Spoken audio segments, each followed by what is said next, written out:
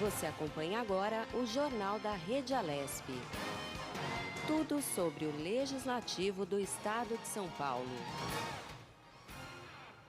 Olá, muito bom dia, tudo bem com você? Hoje é 1º de julho, começando o mês, quinta-feira. Eu sou Jeremias Gomes e a gente vai junto conferir muitas informações que o Jornal da Rede Alesp traz para você a partir de agora. Olha, hoje a gente vai falar sobre o 1º de julho de 1921, que é a data da criação da vacina BCG. Provavelmente você já tomou e sabe o que é. Olha, você vai saber também que os investimentos estrangeiros no Brasil caíram ao menor nível em 20 anos, as implicações disso daí.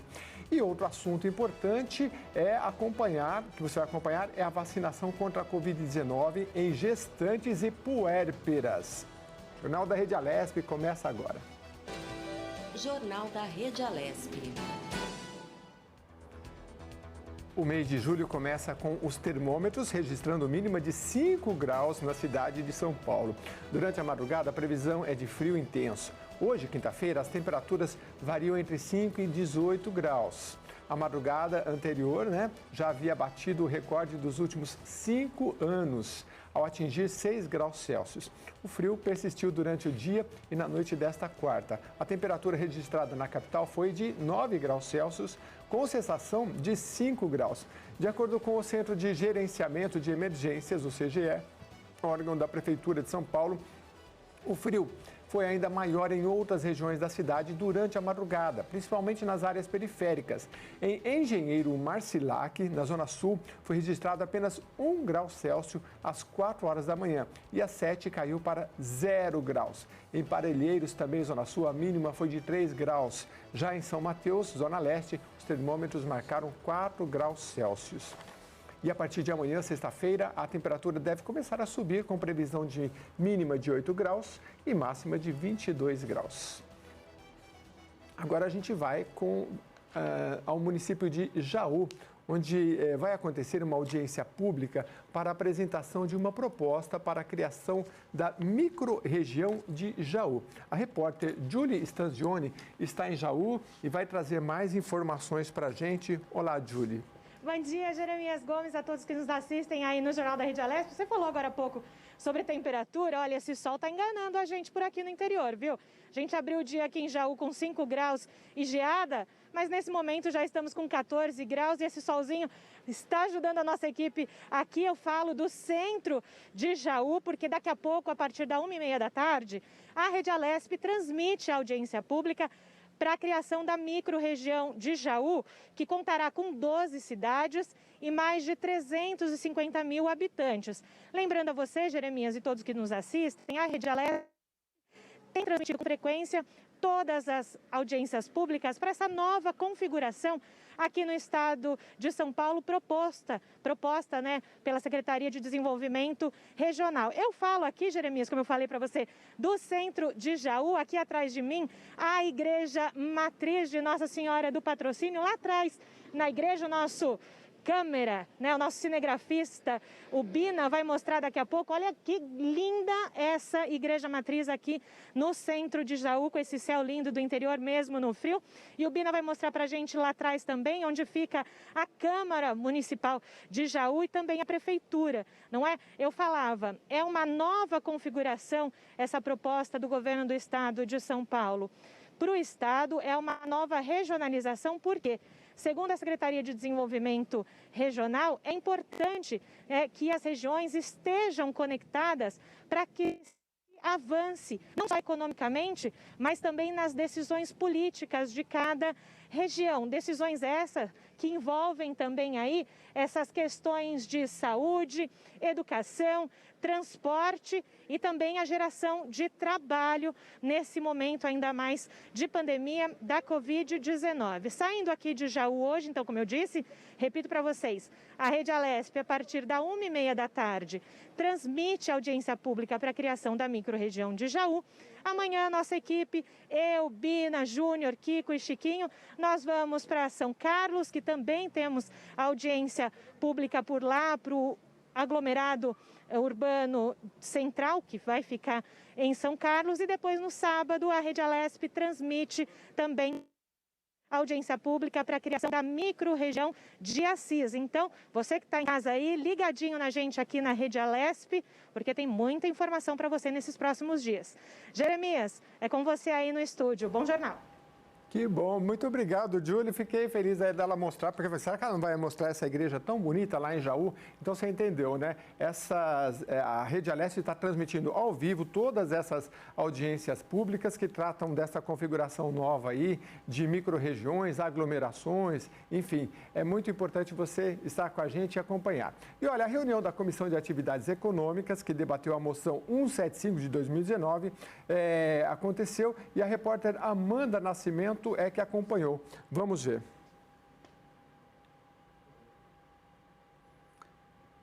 Daqui a pouquinho, então, em reunião extraordinária realizada em ambiente virtual, a Comissão de Atividades Econômicas tinha na pauta 18 itens para análise. Após os pedidos de vista, os parlamentares debateram a moção 175 de 2019, que é de autoria do deputado Frederico Dávila, do PSL. O parlamentar explicou a temática abordada no item. Esse episódio aqui ocorreu no ano de 2019 e vem direto.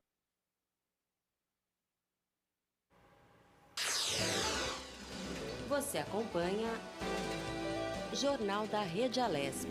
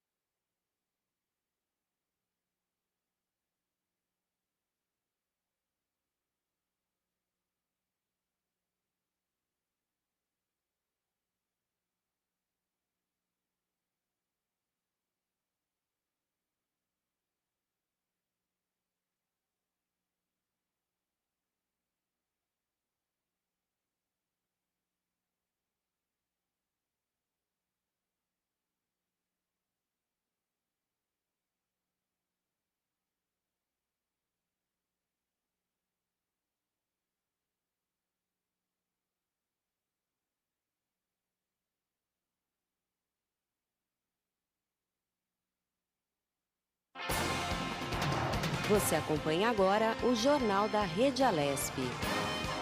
Tudo sobre o Legislativo do Estado de São Paulo.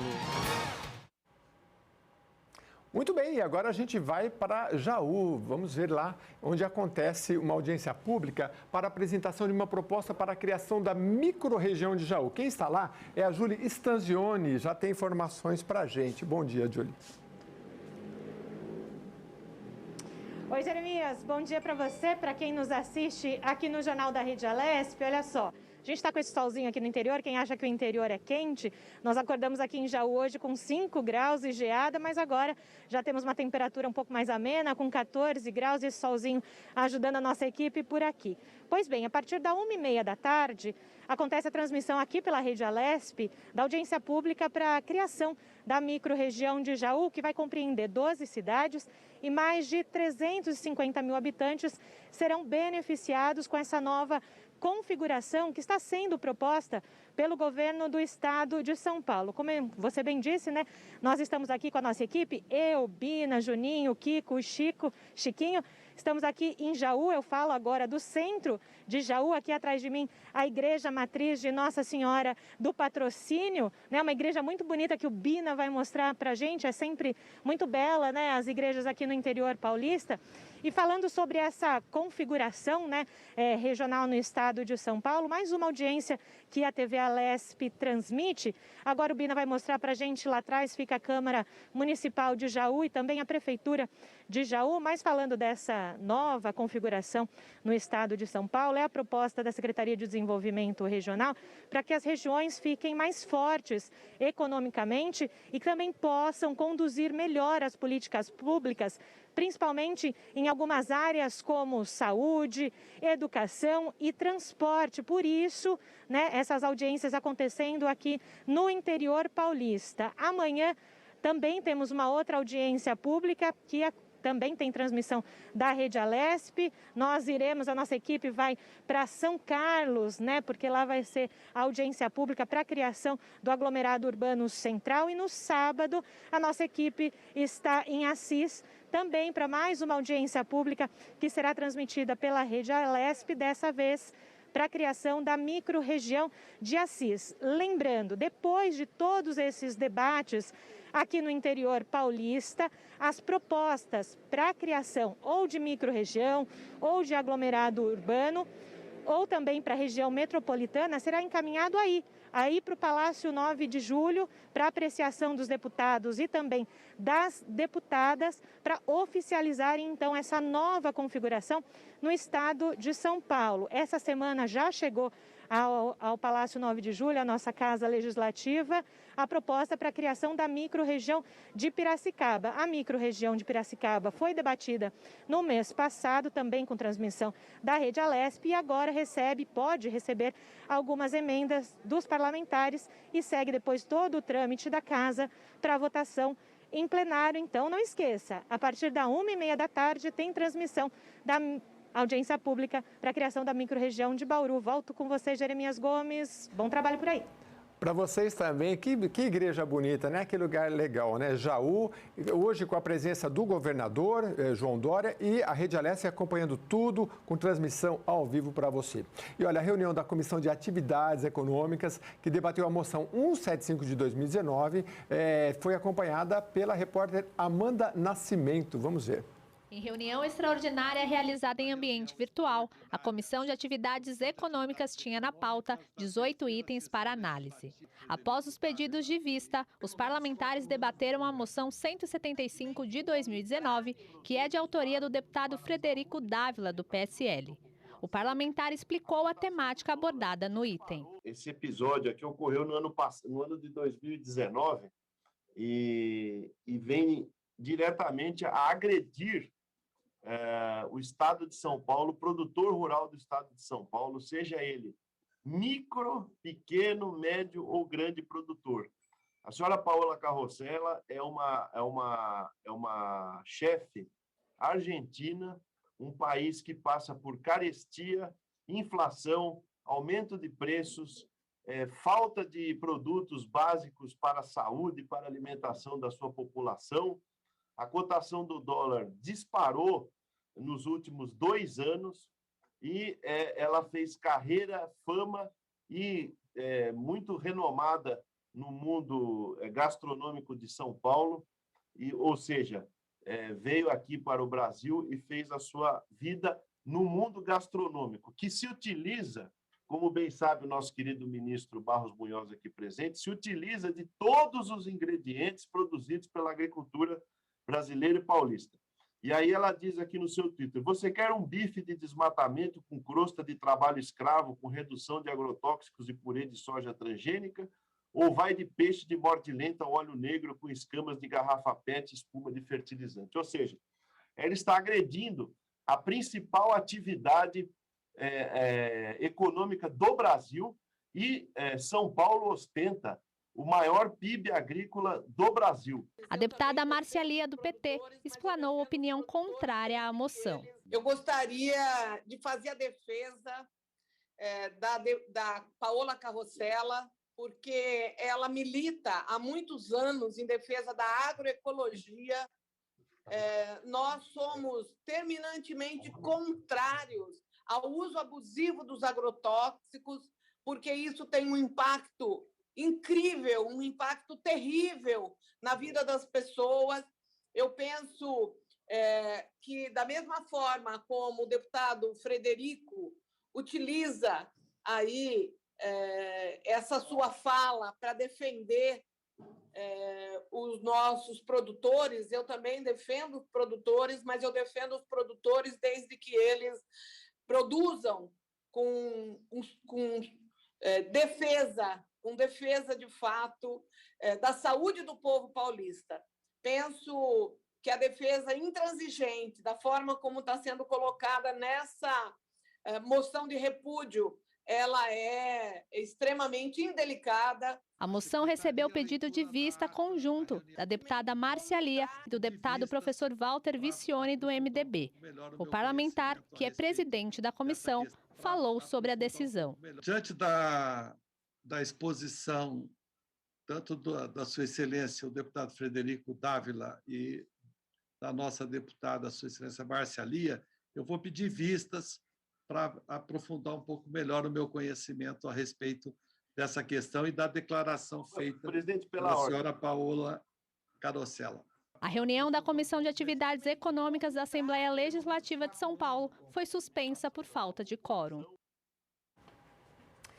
E olha, o Brasil volta a registrar uma triste marca: mais de 2.000 mortes por Covid em um período de 24 horas registrado até as 8 horas da noite de ontem.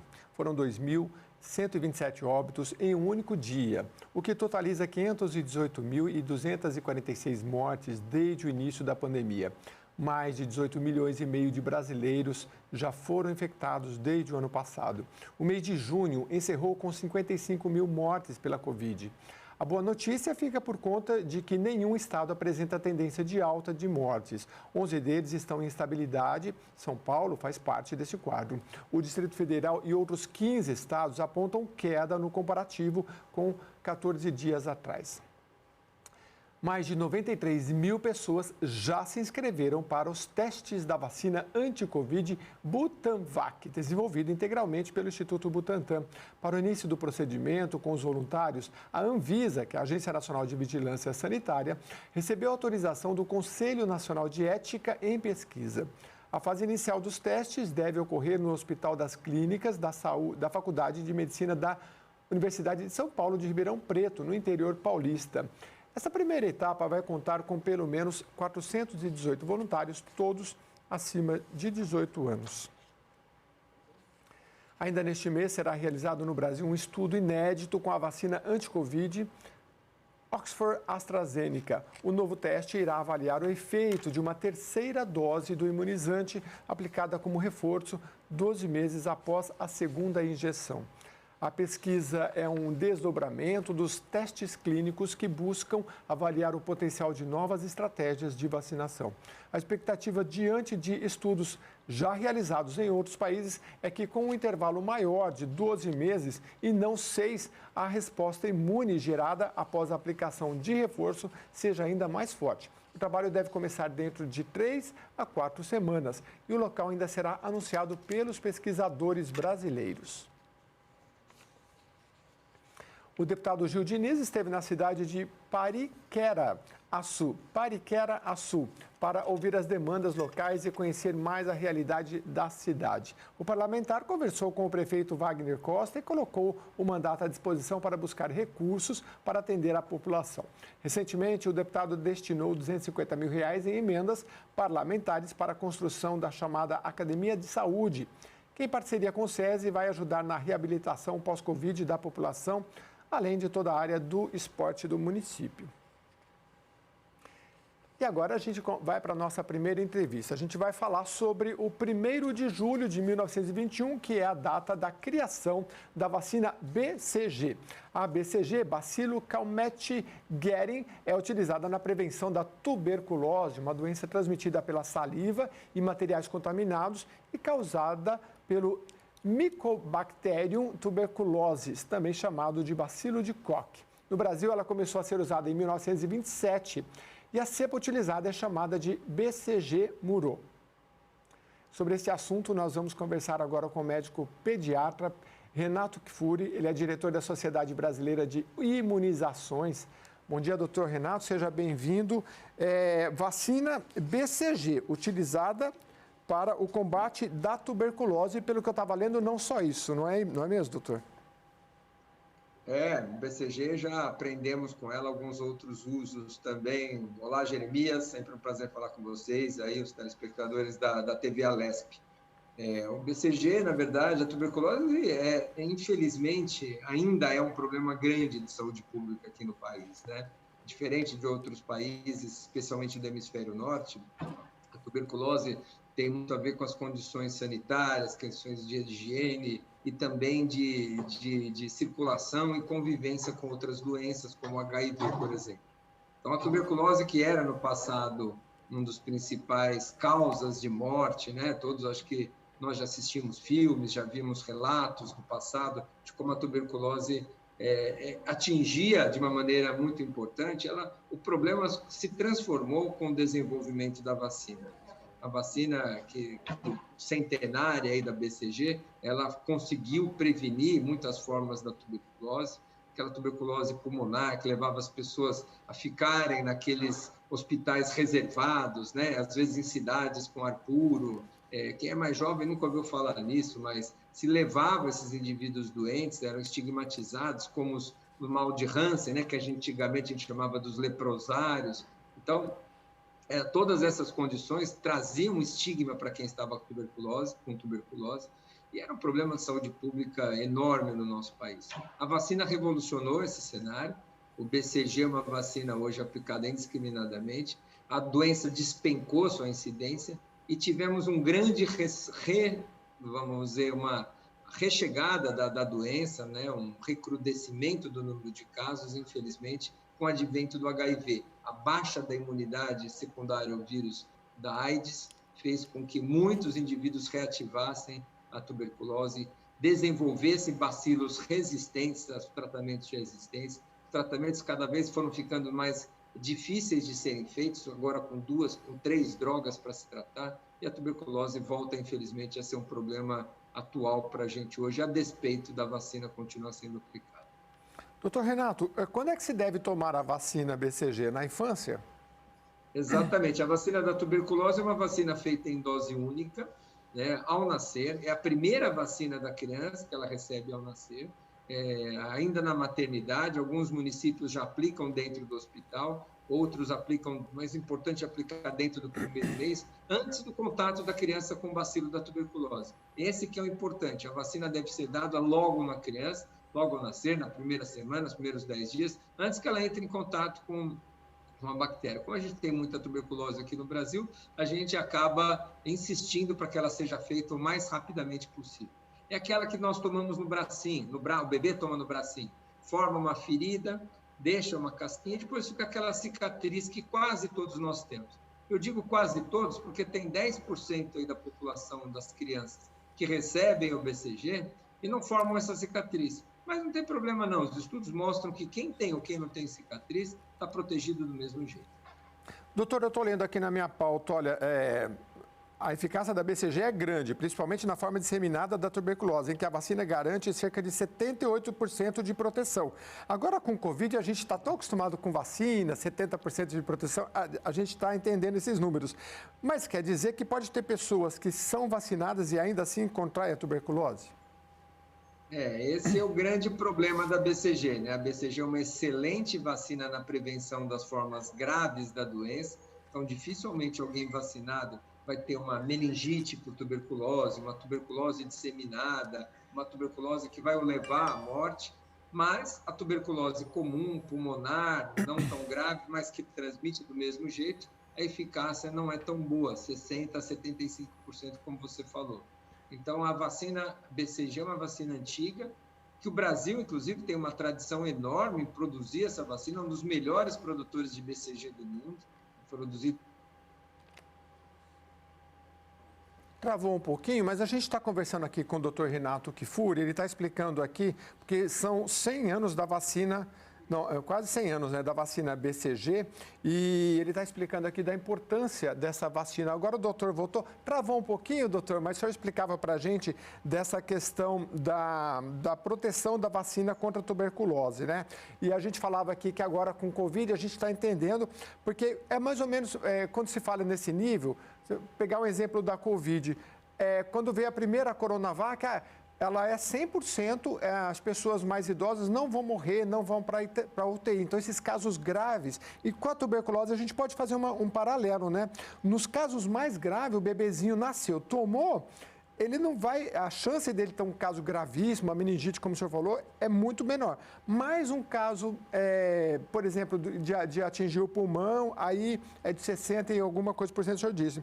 Então, doutor, eu queria entender o seguinte, o senhor abriu falando da questão sanitária e de higienização. Então, se a pessoa tomou, mas ela está submetida a um ambiente com baixo nível de higiene e de... Aí ela pode contrair a doença? É mais ou menos por aí? É mais ou menos por aí. Você tocou num assunto interessante, que é mais ou menos o perfil das vacinas, como elas funcionam de uma maneira geral. A maioria delas são muito melhores para prevenir formas graves de doença e não tão boas para prevenir formas leves de doença, como a gripe, por exemplo. Então, o indivíduo que toma vacina de gripe ou da Covid, dificilmente vai ter uma gripe grave ou uma Covid grave.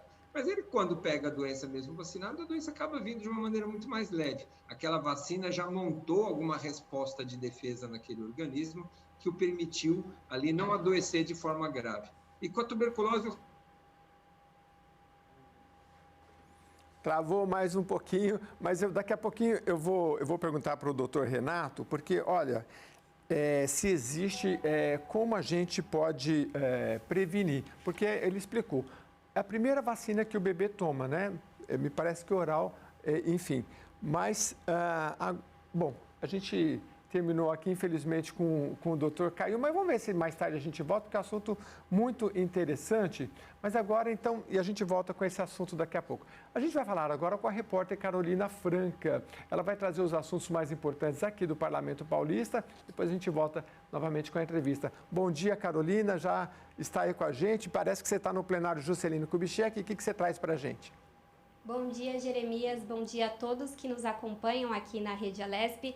Eu falo aqui diretamente do plenário Juscelino Kubitschek, onde aconteceu ontem a 59ª sessão ordinária aqui da Alesp, com o comando do deputado Carlão Pignatari, do PSDB, que é o presidente aqui na casa. A sessão tinha aí por objetivo aprovar o regime de urgência de algumas propostas de deputados. Então, para explicar para o nosso telespectador como funciona a tramitação dos projetos aqui, eles são aprovados primeiro pela Comissão de Constituição e Justiça, depois eles passam pela Comissão Temática, por último, eles são analisados aí pela Comissão de Finanças e Orçamento da Assembleia Legislativa. e aí eles ficam prontos para aprovação aqui pelos 94 deputados da Casa. Com o regime de urgência, Gerê, o que acontece é uma reunião conjunta entre essas 3 comissões, e aí o projeto é aprovado pelas 3 comissões ao mesmo tempo. Então, uma ferramenta aí para agilizar a tramitação de projetos importantes aqui na Casa, que devem ser sancionados pelo governador, né? E isso aí, claro, se ele não fizer o veto parcial, ele é aprovado e sancionado para entrar em vigor e ajudar a nossa população. Falando ainda, Gerê, aqui dos trabalhos da Assembleia Legislativa, a gente tem algumas audiências públicas que vão acontecer aqui hoje no horário das 19h. A gente tem audiência pública de enfrentamento ao tráfico de pessoas, que é solicitada pela deputada Márcia Lia, do PT, e audiência pública sobre o surto de dengue em Tatuí. As 2 audiências são em ambiente virtual. A gente sabe que, por conta da Covid-19, geralmente todos os nossos trabalhos estão sendo feitos virtualmente. Gerê. Muito obrigado pelas suas informações, viu, Carol? Muito interessante. Bom, a gente vai voltar agora com o nosso entrevistado, que você estava acompanhando, o Dr. Renato Kifuri, que é diretor da Sociedade Brasileira de Imunizações. Ele estava falando para a gente da BCG, né, da vacina BCG. Agora restabelecemos contato. Doutor, você sabe que agora eu queria entender o seguinte. Uma vez eu ouvi dizer a um médico a quantidade de remédio que você tem que tomar quando a pessoa está com tuberculose. Eu fiquei assustado, né? Então, por isso que eu queria saber como é que depois de tomar a vacina, se tem algumas medidas de higiene, ambientes talvez mais fechados, saber que precauções a gente pode ter, porque depois que pegou, o tratamento é bem agressivo, né? O tratamento, ele é um tratamento não só de agressivo no termos de drogas, que são às vezes até 3 medicamentos que a gente toma simultaneamente, o indivíduo adoecido toma, mas também por tempo prolongado, né? São às vezes 3, 6 meses de tratamento, dependendo da situação, dependendo do acometimento. Esse é o grande desafio da tuberculose. Como ele é um bacilo, é uma bactéria que ele fica latente, você precisa manter muito tempo o tratamento para que aquelas formas que ficam lá guardadinhas no nosso corpo, nos nossos gânglios, não se reativem com o passar do tempo. E o mais difícil disso tudo é que esses indivíduos que começam o tratamento, por ser tratamentos às vezes que dão efeitos colaterais, por ser tratamentos com muitas drogas e por tempo muito prolongado, abandonam o tratamento no meio do caminho. Uhum. E aí surgem aquelas bactérias que a gente chama de multiresistentes. Então, essas bactérias vão desenvolvendo resistência porque o tratamento foi incompleto. As que sobreviveram acabaram ficando resistentes àqueles antibióticos, àqueles medicamentos que a gente utiliza. E aí a gente tem tuberculoses cada vez mais difíceis de serem tratadas. Puxa, então, a tuberculose continua sendo um desafio por conta disso também. E as medidas preventivas são as que a gente conhece para qualquer doença infecciosa, né? No bebê, na criança, amamentação, hábitos saudáveis, não fumar, evitar ambientes aglomerados, não ter hábitos saudáveis no sentido alimentares, tomar sol, tudo isso ajuda a nossa nutrição, a nossa qualidade de vida, a saúde, prevenindo qualquer infecção. Muito bem. Só para fechar esse capítulo, a gente toma quando a pessoa está com a tuberculose, ela toma antibiótico, né? Se é numa infecção, sei lá, de um dente, no ouvido, alguma coisa, geralmente, não sei, estou falando por cima, né? 1 semana, 10 dias. No caso da tuberculose, é um tratamento mais extenso, né? De antibiótico também? Acho que travou um pouquinho. A internet do doutor não deve estar com muito poder agora, mas a gente vai tentando restabelecer essa conexão, porque é muito importante, é um trabalho de utilidade pública que a gente faz aqui. Muito bem. A cidade de São Paulo começou a vacina na quarta e nesta quinta-feira contra Covid-19. O grupo de 42 e 43 anos ou mais é obrigatório apresentar comprovante de residência na capital e um documento de identificação. Na sexta-feira, dia 2, haverá uma repescagem do público de 42 a 46 anos que não conseguiu se vacinar até esta quinta. No sábado, dia 3, 82 unidades básicas de saúde, as UBSs e assistências médicas ambulatoriais, as AMAs integradas, vão aplicar exclusivamente a segunda dose da vacina. Então, fique bem atento. Você que não se vacinou ainda, tem uma ampla rede no estado de São Paulo, nos postos de saúde, as farmácias conveniadas. Às vezes está muito cheio no posto. Procura saber se tem uma farmácia perto, que aí você vai ter um atendimento bacana. E olha, a vacina Novavax tem eficácia de 89,7% contra a Covid-19, segundo resultados do estudo de fase 3, publicado ontem, quarta-feira, na The New England Journal of Medicine.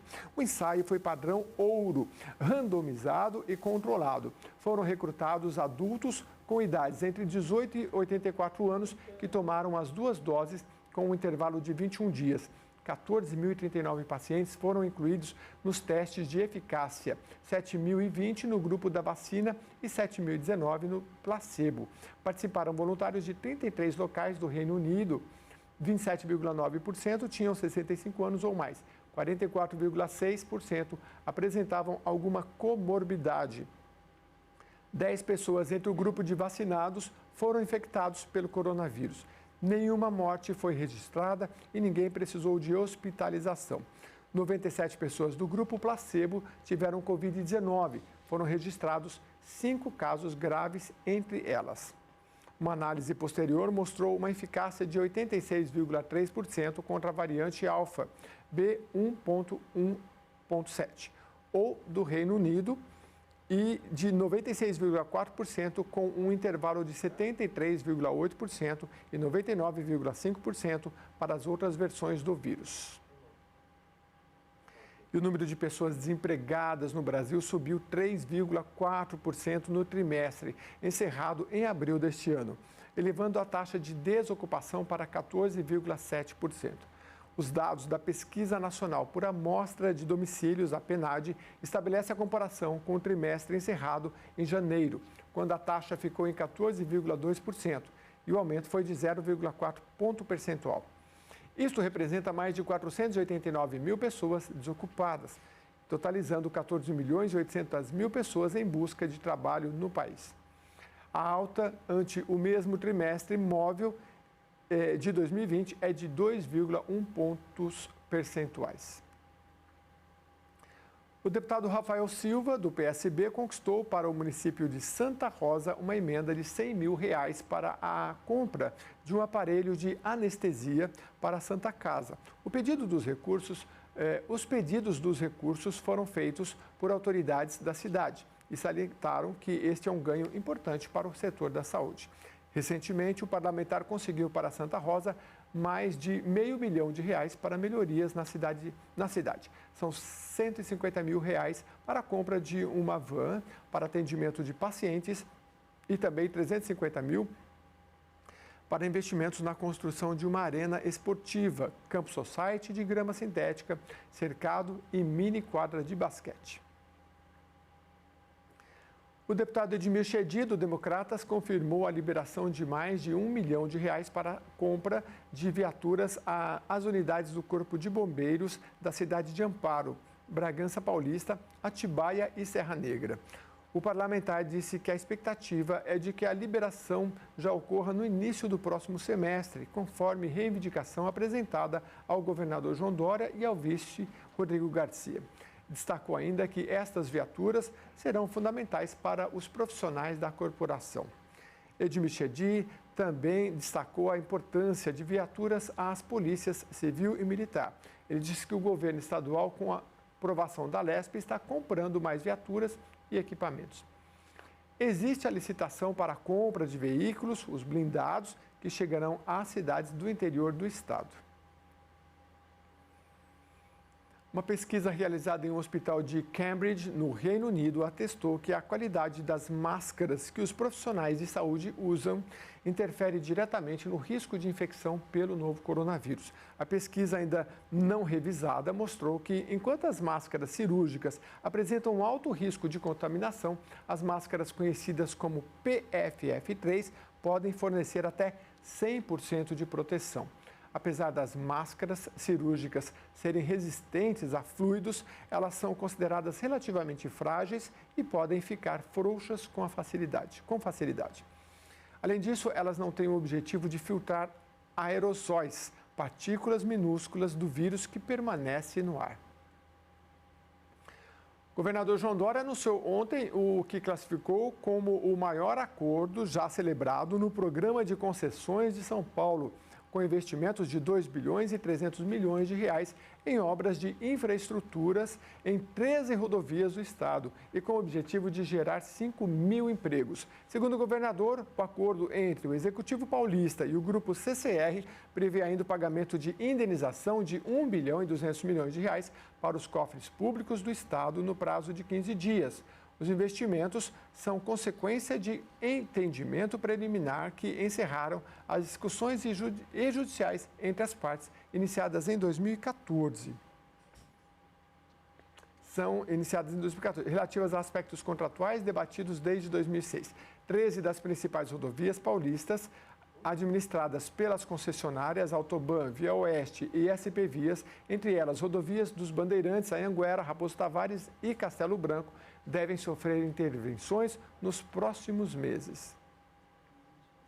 E agora a gente vai falar sobre investimento estrangeiro no Brasil, que caíram ao menor nível em 20 anos. Sobre este assunto, eu vou conversar agora com o economista Renato Preyer Veloni. Ele é professor assistente do curso de graduação em Ciências Econômicas. Bom dia, professor, seja bem-vindo. Investimento de outros países, qual é o peso que isso tem em relação à economia do Brasil? Se a gente falar que é pouco, aí muda a conversa, né? Tudo bem com o senhor? Tudo bem, Jeremias, bom dia. Qual é o peso? Assim, eu acho que dá para a gente fazer uma analogia, Jeremias, pensando como se fosse um motor, né? O motor ele precisa de combustível para funcionar, a economia também precisa de um combustível para funcionar, é exatamente o investimento. Então, sem investimento, tudo parado. É essa a importância do assunto que a gente está comentando aqui. Sim, mas em relação ao investimento, a gente tem o investimento interno, a gente sabe que o Brasil é um país que a gente tem um mercado consumidor muito grande, mas quando a gente fala de investimento interno, do que a gente está falando? É principalmente China, Estados Unidos, União Europeia, que está deixando de investir no Brasil e essa queda foi muito grande? Exatamente. Os principais investidores são das economias desenvolvidas, né?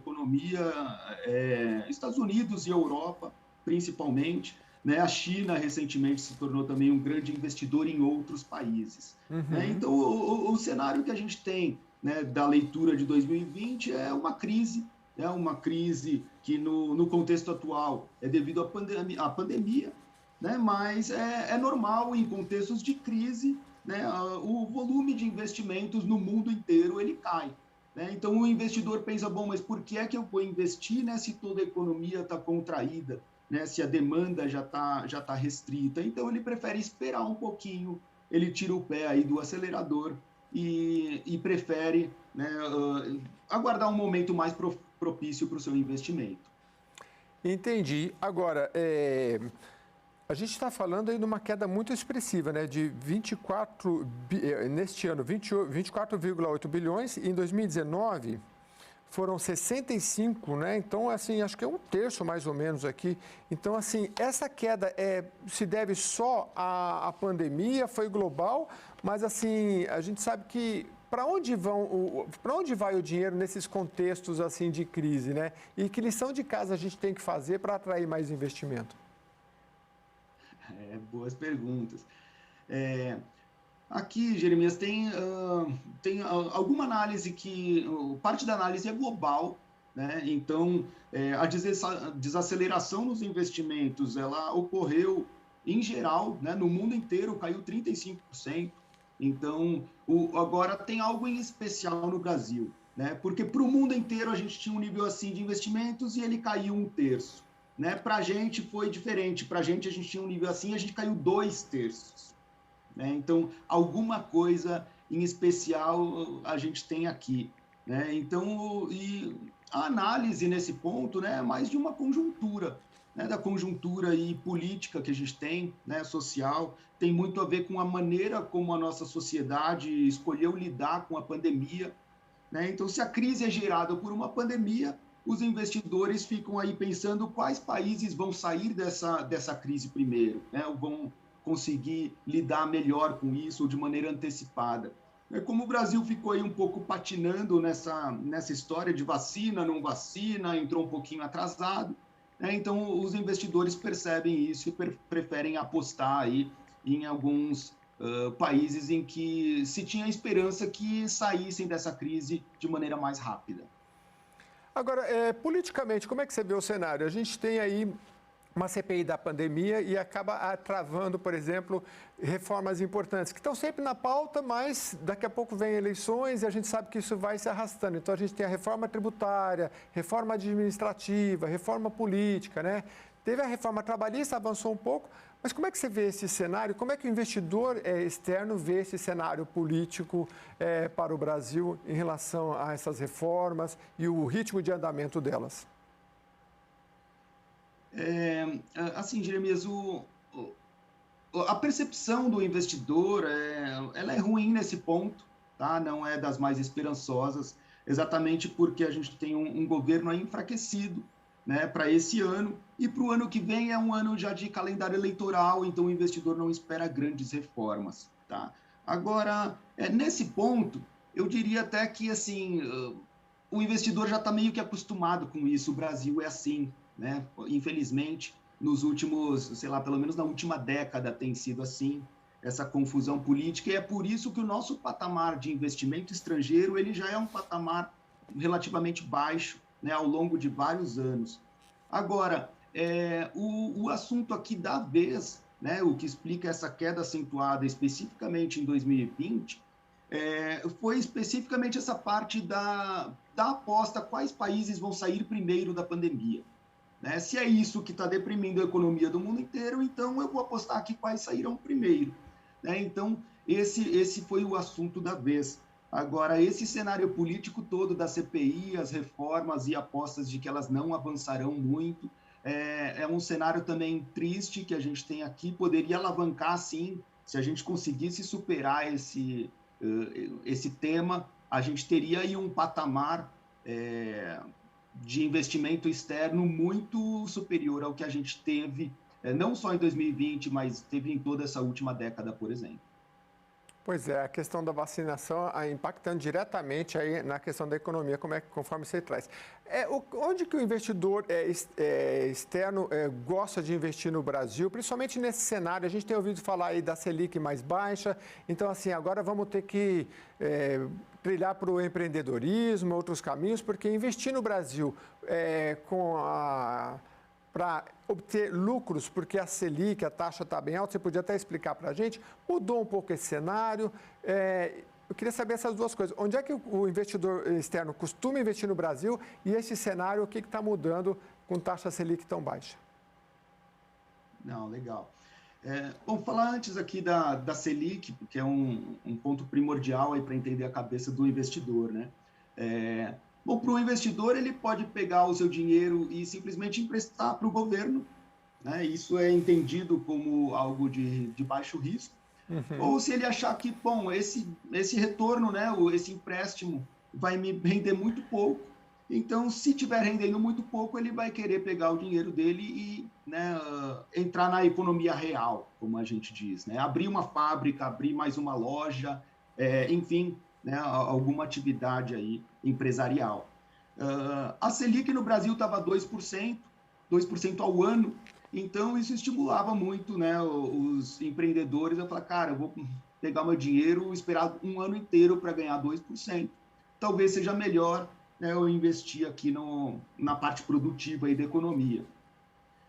Então esse era um contexto que está mudando agora, né? Recentemente aí o Banco Central tem elevado as taxas de juros, a gente já está agora num patamar de 4%, é esperado que chegue a 6% ao final do ano. Ainda assim, tá elevando essa Selic, mas ainda assim 6% é um nível considerado muito baixo para um investidor. O investidor ele vai continuar preferindo abrir uma fábrica, uma indústria, ou praticar comércio, abrir uma loja, né, para almejar aí um retorno bem superior a isso. Tá? Então, esse é o contexto de Selic. O ambiente continua bom para investir na economia real.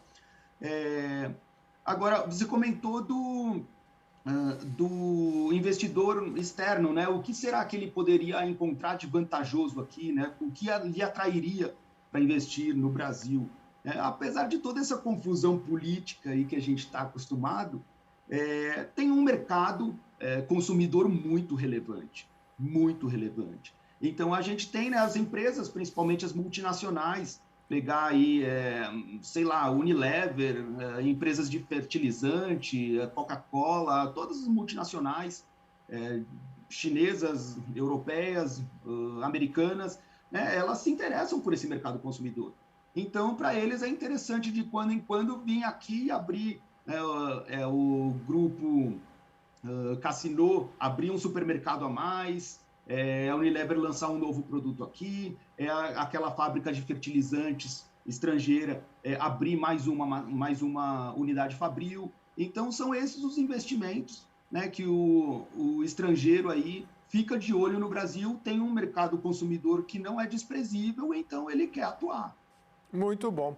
A gente tem dois aspectos, olhar pelo aspecto de quem quer investir e olhando pelo aspecto do Brasil, que bons investimentos, que investimentos são bons para o Brasil. Existe alguma questão de valor agregado? Porque assim, a gente toda hora ouve falar assim, vai fabricar iPhone no Brasil, né? Isso eu ouvi umas 3, 4 anos atrás, né? Daqui a pouco, não, a fábrica não vem mais para cá, né? Por quê? Porque é difícil, tributo, um monte de problema. A gente tem a China, né, que, eu não sei, às vezes fabricar, até os Estados Unidos preferem fabricar muitas coisas na China, né?